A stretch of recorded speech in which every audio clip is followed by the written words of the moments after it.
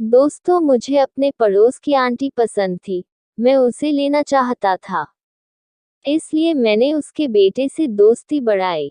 उसका बेटा भी हरामी निकला। मेरा नाम विशाल अग्रवाल है। मैं लखनऊ का रहने वाला हूँ। यहाँ मैं अकेला ही रहता हूँ। मेरा परिवार गांव में रहता है। मेरी उम्र 25 साल है और मैं एक गोरा, लंबा और कसरती कदकाठी का युवक हूँ। अभी मेरी शादी नहीं हुई है। जब मैं अपने दो दोस्तों के साथ किराए के मकान में रहता था। मैं जहाँ रहता था, वो एक 3 मंजिला इमारत थी। हर मंजिल पर 4 फ्लैट थे जो किराए पर दिए हुए थे। मैं सबसे ऊपर वाली मंजिल पर रहता था। वहाँ बाकी के 3 घरों में कुछ लोग रहते थे। एक फ्लैट में एक बूढ़े दंपति रहते थे। उनकी उम्र 44 से 55 साल के बीच की रही होगी। उनके बच्चे अपने परिवारों के साथ दूसरे शहर में रहते थे। दूसरा फ्लैट मलिक ने इस वजह से खाली रख छोड़ा था कि कभी उनके मेहमान आए तो उनके लिए रहेगा। बाकी बचे एक फ्लैट में एक दूसरी फैमिली रहती थी। उसमें पति पत्नी और उनके 2 बच्चे थे। पति का नाम गोपाल था और पत्नी का नाम रेखा था। उनके बेटे का नाम गुलशन और बेटी का नाम प्रिया था। रेखा भाभी की उम्र 40 साल की थी, लेकिन वो लगती 32 से कम की थी। उनके पति करीब 43 साल के थे। बेटा गुलशन और बेटी प्रिया जवानी की दहलीज पर थे। ये कहानी मेरी और इस फैमिली की ही है। मैं पहली बार लिख रहा हूँ, तो कोई गलती हो जाए तो माफ कर देना। मैं पहले दिल्ली रहता था। वहाँ मैंने बहुत बार सेक्स किया था, लेकिन जब से लखनऊ आया हूँ, किसी के साथ कभी सेक्स करने का मौका ही नहीं मिल पाया। मुझे अपनी जॉब की वजह से गर्लफ्रेंड बनाने का टाइम ही नहीं मिल पाया था। अब बहुत टाइम हो गया था तो सेक्स की तरफ बढ़ती ही जा रही थी। ऐसे में मैंने सोचा कि रेखा भाभी को पटाने की कोशिश की जाए। मेरी उनसे बात नहीं होती थी। कभी ऐसे किसी काम से थोड़ा बहुत बोलना हो जाता था, लेकिन अच्छे से बात नहीं हो पाती थी। मैंने सोचा उनके नज़दीक जाने के लिए उनके बच्चों से दोस्ती कर लेता हूँ तो शायद नज़दीकी बढ़ाने में सुविधा रहेगी। मैंने धीरे धीरे गुलशन से दोस्ती करना चालू कर दिया। जब भी टाइम मिलता, मैं उससे बात करता। मेरे फ्लैट पर कैरम बोर्ड था, तो उसे मैं कैरम खेलने बुला लेता था। उसके साथ कभी कभी प्रिया भी आ जाती थी। हम कभी ताश भी खेलते। ऐसे अब गुलशन मुझसे बहुत खुल गया था। एक दिन मैंने उससे उसकी गर्लफ्रेंड के बारे में पूछा तो बोला, भैया मैंने ट्राई तो बहुत किया लेकिन अब तक कोई बनी नहीं। मैंने उससे कहा, अरे मैं तेरी हेल्प करूंगा गर्लफ्रेंड बनाने में, तू बस मुझे बताना। वो खुश हो गया। उसने बताया कि उसे उसकी एक स्कूल फ्रेंड पसंद है, लेकिन उसका अभी किसी और से चक्कर चल रहा है तो किसी और पर ट्राई करने की सोच रहा है। अब वो ज्यादा खुलने लगा था। एक दिन उसने दोपहर में मुझसे कहा कि भैया आपके फोन में वीडियोज है क्या। मैंने उसे सॉन्ग्स और मूवी के वीडियो ओपन करके दे दिए। वो बोला, ये वाले नहीं, गंदे वाले। मैं समझ गया कि उसे पॉर्न वीडियो देखने हैं। फिर भी मैंने नकली गुस्सा किया कि ऐसे वीडियो इस उम्र में नहीं देखने चाहिए।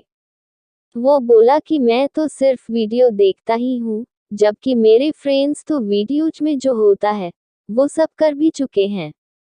मैंने पूछा, तुमने किया? इस पर बेचारा दुखी हो गया और बोला, कहाँ भैया, मेरा नसीब कहाँ इतना अच्छा है कि मुझे वो सब करने का मौका मिले। गर्लफ्रेंड ही नहीं है तो किससे करूं? बस वीडियोज देखकर मन शांत कर देता हूँ।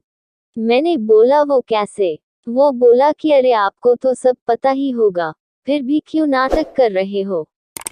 आपने तो रियल में भी किया होगा। इस बार मैंने उसे सच बता दिया, हाँ मैंने बहुत बार किया है। वो बोला, भैया मुझे भी करना है, कैसे भी करके कुछ हेल्प करो ना। मैं बोला, टाइम आने पर सब हो जाएगा। वो बोला, अब तो वीडियो दिखा दो। मैंने सीक्रेट फोल्डर में से वीडियो ओपन करके उसे फोन दे दिया और मैं सो गया। अब ये रोजाना का काम हो गया था।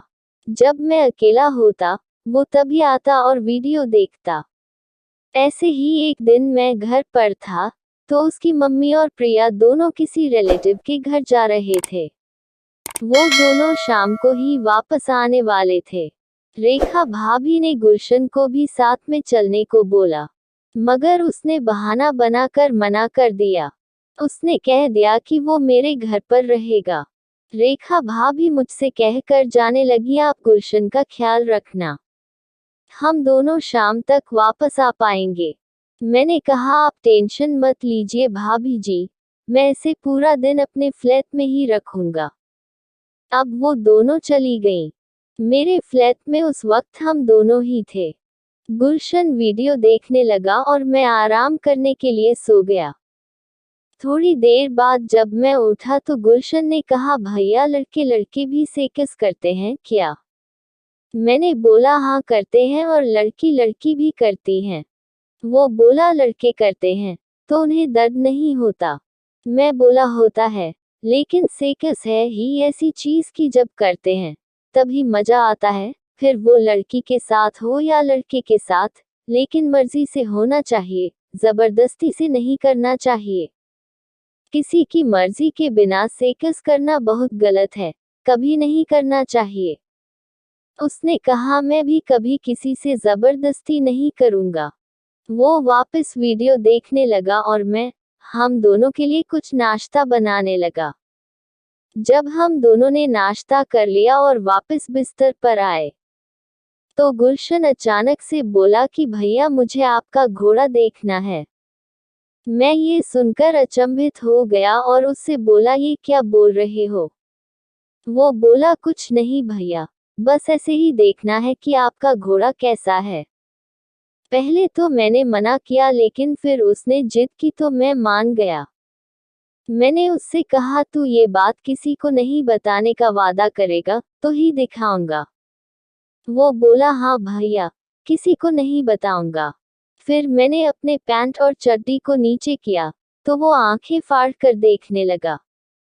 फिर बोला, वाह भैया, आपका तो बहुत मोटा है। मैंने बोला, हाँ, मैंने इसकी बहुत मालिश की है इसलिए। वो बोला, अब मैं भी रोज तेल से मालिश करूंगा। मैं पैंट पहनने लगा तो उसने कहा, भैया मुझे इसे एक बार छूकर देखना है। मैंने भी इस बार मना नहीं किया और उससे कह दिया, हाँ छूकर भी देख ले। वो मेरे एकदम से नजदीक आ गया और उसने मेरे घोड़ा को अपने हाथों में पकड़ लिया। उसके हाथ में लेने से मेरा घोड़ा एकदम कड़क हो गया।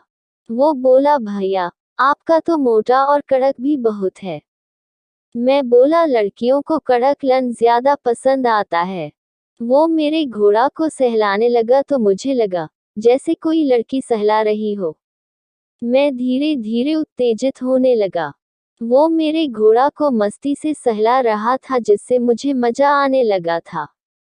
मैं बोला, आह मजा आ रहा है और सहलाओ। वो मेरे बिल्कुल सामने आ गया और प्यार से घोड़ा सहलाने लगा। मेरी आंखें बंद होने लगी। अब वो अपनी स्पीड बढ़ा रहा था। उसकी स्पीड के साथ साथ मेरी उत्तेजना भी बढ़ रही थी।